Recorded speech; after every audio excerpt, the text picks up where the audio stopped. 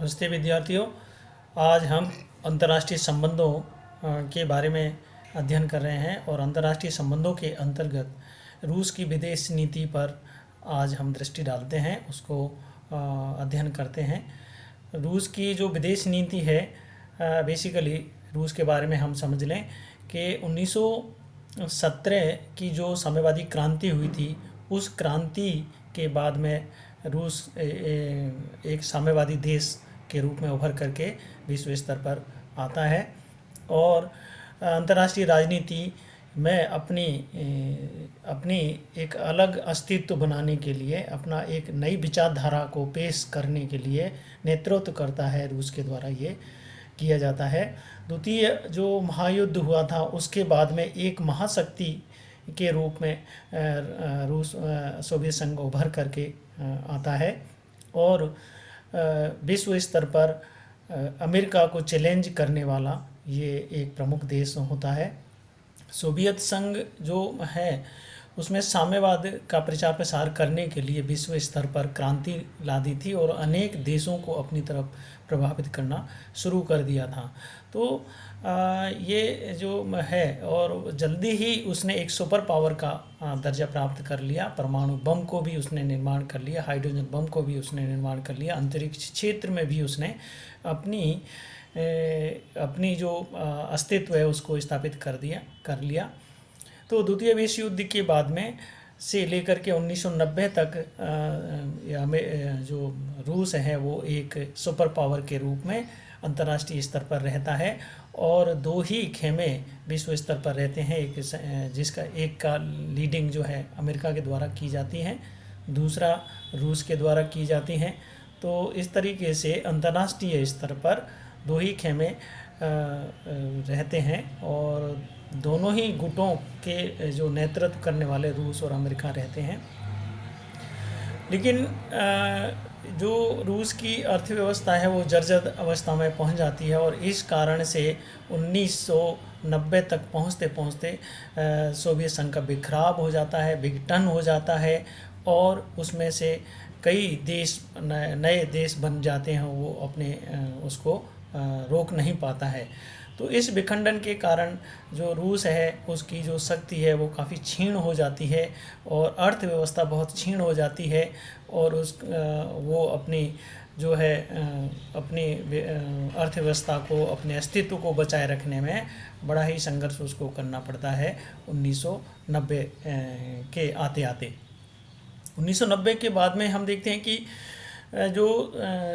Soviet संघ है वो 1992 में 91 में एक स्वतंत्र रूस के रूप में एक नया राष्ट्र बन करके उभरता है और जो अन्य जो देश थे जिनसे मिलकर के सोवियत संघ बना था वो अलग हो जाते हैं। उन्होंने अपने आप को अलग स्वतंत्र देश घोषित कर दिया था। वो अलग हो जाने के बाद में 1991 में रूस एक नया राष्ट्र बन करके उभरता है विश्व पटल पर और संयुक्त राष्ट्र संघ का जो की सदस्यता जो पहले जो सोवियत संघ की हुआ करती थी, उस सदस्यता को रूस को दिया जाता है और वो स्थायी सदस्य के रूप में उसे स्वीकार किया जाता है। तो इस प्रकार से एक नए देश उभर करके आते हैं विश्व स्तर पर और रूस जो है वो से मिल कर के और वो जो देश इससे अलग हुए थे उन सब ने मिल कर के एक नया राष्ट्रकुल बनाया था 1992 के अंतर्गत और उसके अधीन कुछ कॉमन मिनिमम उनके जो सहमति हैं उनको लेकर के वो उसके साथ में अपनी नीतियों को निर्धारित करते हैं, अपनी कार्यक्रम निर्धारित करते हैं, आगे बढ़ते हैं। तो इस तरीके से अब हम जो वर्तमान समय में है वो एक रूस स्वतंत्र राष्ट्र एक अलग राष्ट्र के रूप में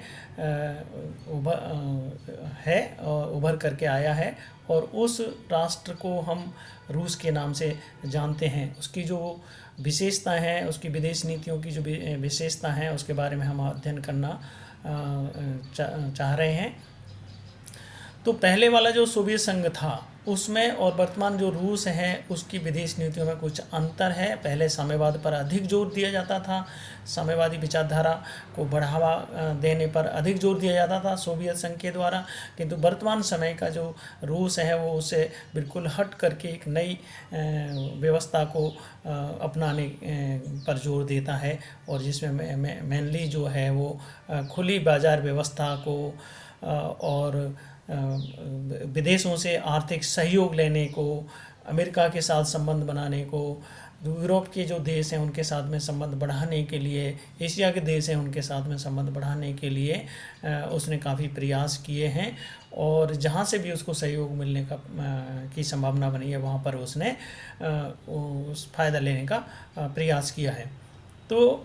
हम देखें कि 1990 से लेकर के और 2000 के बीच में बोरिस येल्त्सिन है और अन्य जो राष्ट्रपति हुए थे, उन्होंने पश्चिम की तरफ हाथ बढ़ाया था और उनसे आर्थिक मदद मांगी थी, जिससे कि रूस का पुनर्निर्माण हो सके और उनका विकास हो सके और अपनी अर्थव्यवस्था को बचा सकें। इसके लिए उन्होंने, और इस लिए उनको काफ़ी स्तर पर उनको सहयोग भी मिला। तो इस तरीके से उनकी जो रूस की जो विदेश नीति है उसमें काफ़ी बदलाव आया, और इस दौरान विश्व राजनीति में हम देखें उसकी विशेषताओं के अंतर्गत, तो विश्व राजनीति में रूस का जो सोवियत संघ का जो अस्तित्व हुआ करता था वो अस्तित्व लगभग गौण हो गया, और रूस की जो विदेश नीति है या विश्व स्तर पर उसका जो अस्तित्व था वो एक गौणता की तरफ चला जाता है, उसकी जो भूमिका है वो गौण हो जाती है। और अंतर्राष्ट्रीय स्तर पर वो जिस तरीके से पहले रूस अपनी ताकत का प्रदर्शन किया करता था वो प्रदर्शन इसने बंद कर दिया था 1990 से 2000 के बीच में। एकदम उसने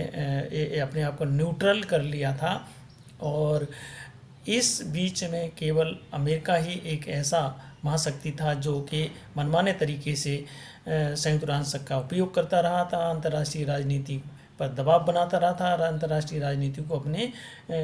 मुट्ठी में उसने कर लिया था एक तरीके से। तो विश्व राजनीति में इसकी काफ़ी कमज़ोर स्थिति हो जाती है, और इसके पास में दुनिया भर के अस्त्र शस्त्र होते हुए भी वो उनका उपयोग करने या उनकी ताकत दिखाने की पोजीशन में नहीं था, क्योंकि उसकी अर्थव्यवस्था बहुत ज़्यादा डाउन हो चुकी थी। दूसरी तरफ यदि हम देखें तो क्योंकि बोरिस येल्त्सिन जो राष्ट्रपति बने थे उन्होंने प्रयास किया था कि रूस में जो है साम्यवाद को पुनः स्थापित नहीं किया जाए, और पुराने ज़माने के जो साम्यवाद जो लोह आवरण वाली नीति थी उस लोह आवरण वाली नीति को पुनः स्थापित न होने देने के लिए उसने भरपूर प्रयास किया था, और इसमें वो काफ़ी कुछ सफल भी रहा था। तो इस तरीके से हम देखें कि साम्यवाद के लिए जो लीडिंग करने वाला देश हुआ करता था सोवियत संघ, वो उससे हट करके एक अपना अलग अस्तित्व और खुले आर्थिक नीति और पूंजीवादी नीति को उसने अपनाना शुरू कर दिया था। तो इस प्रकार से जो है उसकी जो नीति है विदेश नीति उसमें काफ़ी बदलाव आया, और इसके साथ में ही जो संयुक्त राष्ट्र संघ के साथ में जो संबंध सोवियत संघ के हुआ करते थे उनमें भी बदलाव आया, और जो यूएनओ है संयुक्त राष्ट्र संघ है उसमें सहयोगात्मक नीति रूस के द्वारा अपनाई जाती है, और अड़ंगे वाली जो नीति हुआ करती थी पहले उससे अलग हट करके हमेशा यूएनओ को सहयोग किया, और कभी भी विभिन्न निर्णयों के अंतर्गत, विभिन्न नीतियों के अंतर्गत, विभिन्न कार्रवाइयों के अंतर्गत उसने कभी भी उसका विरोध नहीं किया। यद्यपि हम लेके खाड़ी संकट के समय जब अमेरिका के द्वारा खुले तौर पर वहाँ पर दादागिरी की जा रही थी, नाटो का द्वारा आक्रमण किया जा रहा था, यूगोस्लाविया में जो नाटो के द्वारा हस्तक्षेप किया गया था, और खाड़ी संकट के दौरान इराक के ऊपर जो अमेरिका के द्वारा युद्ध थोपा गया था, वो सारी चीज़ें जो हैं उनमें अपेक्षा की गई थी कि रूस के द्वारा उसमें कहीं न कहीं कोई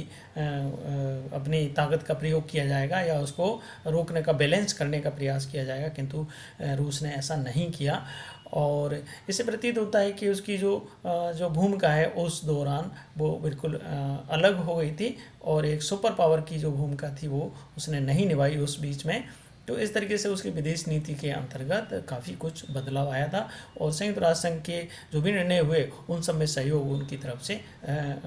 होता रहा। अमेरिका के साथ जो संबंधों के बारे में यदि हम दृष्टि डालें तो अमेरिका के साथ में भी उसने अपने संबंध बढ़ाए, राजनयिक संबंध बढ़ाए, उससे आर्थिक मदद ली और काफ़ी कुछ उसके निर्णयों का सहयोग किया। अंतर्राष्ट्रीय स्तर पर उसने अड़ंगेबाजी नहीं की। अमेरिका के देश की जो रूस का राष्ट्रपति है उसने कई बार यात्राएं की और समझौते किए बहुत सारे आर्थिक सहयोग लेने के लिए, जिससे कि वो अपनी अर्थव्यवस्था का पुनर्निर्माण कर सके। और बहुत सारे इसके अतिरिक्त अंतरिक्ष के जो क्षेत्र हैं उसमें संयुक्त अभियान पर भी समझौता हुआ। सैनिक अभ्यासों के मामले में भी उनमें सहमति बनी और निरस्त्रीकरण के मामले में भी उनके बीच में सहमति बनी और उन्होंने रूस के द्वारा काफ़ी कुछ जो हथियार हैं उनमें कटौतियाँ इस बीच में की जाती हैं। तो इस प्रकार से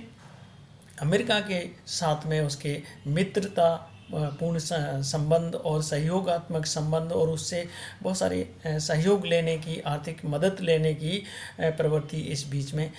होने लगी थी 1990 के बाद में, जब उसका विघटन हुआ था, नया रूस उभर करके जो आया था उसके बाद में। तो इस प्रकार से हम देखते हैं कि अमेरिका के साथ में भी रूस के संबंध काफ़ी अच्छे और राजनयिक संबंध बढ़े और उनसे सहयोगात्मक संबंध भी बढ़े। दूसरी तरफ हम देखें कि जो नाटो मुख्य संगठन हुआ करता था, विरोधी संगठन हुआ करता था, उस नाटो के अंतर्गत भी प्रवेश करने का रूस ने भरपूर प्रयास किया और उसकी सदस्यता लेने का भी प्रयास किया, किंतु और उसके बीच में जो समझौता दोनों के बीच में, रूस और नाटो के बीच में समझौता हुआ कि उसके जो निर्णय होंगे, उसकी जो वार्ताएं होंगी वो भाग ले सकता है, किंतु उसको सदस्य नहीं बनाया, लेकिन उसको एक सलाहकारी सदस्य के रूप में उसमें रखा गया था। कुछ मामले जैसे आतंकवाद है और अन्य जो ऐसे मामले जो अंतर्राष्ट्रीय समस्या से संबंधित हैं, उन मामलों में वो वोटिंग भी कर सकता है, लेकिन सभी मामलों में वो नहीं कर सकता। तो नाटो के साथ में जो बिल्कुल विपरीत स्थिति में होता था, उसके साथ में ये सहयोगात्मक और समझौतात्मक नीति रूस के द्वारा अपनाई जाती है और इसका जो कॉमन फॉर्म होता था और जो बगदाद पैक्ट या जो इसके जो संगठन हुआ करते थे वो सब भंग कर दिए जाते हैं और रूस के द्वारा एक नई पहल करके और एक पूरी तरीके से कह सकते हैं कि वो उसका जो पहचान हुआ करती थी, उस पहचान से छोड़ करके एक नई प्रकार की नीति अंतर्राष्ट्रीय स्तर पर रूस के द्वारा अपनाई जाती है, अपने देश के निर्माण करने के लिए, अपने देश के विकास करने के लिए, अपने देश को सहयोग लेने के लिए, आर्थिक क्षेत्र में विकास करने के लिए। तो सभी तरफ उसने अपना हाथ बढ़ाया। और यूरोप के दूसरी तरफ हम देखें, यूरोप के जो देश हैं, उन यूरोप के देशों के साथ में भी इसने समझौता किए, उनके साथ में सहयोग मांगा और उनकी जो साझा जो यूरोपीय साझा बाज़ार है उसमें भी सदस्य बनने का प्रयास किया था। इसके अलावा यूरोप के जो विभिन्न देश हैं उनसे सहयोग लेने का उसने प्रयास किया था और खुले बाज़ार की जो नीति है उसका भी इसने समर्थन किया। तो इस तरीके से रूस की जो विदेश नीति है वर्तमान समय में वो काफ़ी कुछ परिवर्तित रूप में देखने को हमें मिलती है। तो एक नए तरीके से अपने विकास को दृष्टि में रखते हुए अपनी नीतियों, अपने जो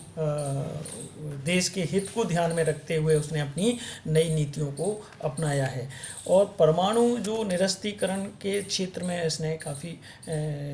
उस समय समझौते किए हैं और परमाणु क्षेत्र में कटौती करने के लिए भी इसने कार्य किया है। जैसे स्टार्ट जो संधि 2010 में हुई थी, उसमें 2/3